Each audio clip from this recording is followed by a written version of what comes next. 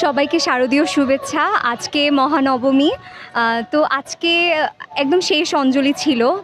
তো ভালো লাগার পাশাপাশি মন খারাপও কাজ করছে, যেহেতু কালকে দশমী। মা আবারও চলে যাবেন ১ বছরের জন্য। আবার ১ বছরের অপেক্ষা।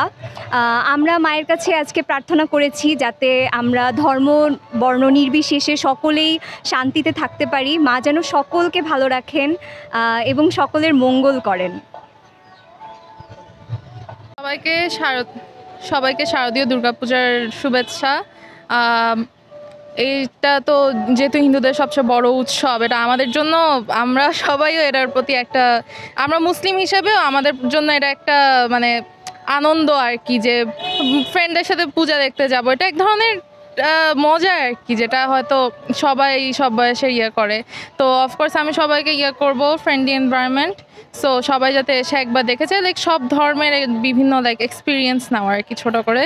সো আমি আমার ফ্রেন্ডদের সাথে এসে খুবই হ্যাপি। হ্যাঁ, অফকোর্স আমার ফ্রেন্ড একজন যেহেতু হিন্দু, তো ওকে ওকে শুভেচ্ছা জানানো, তারপরে ওর সাথে সময় কাটানো, মজা করা, সবই আর কি। Thank you.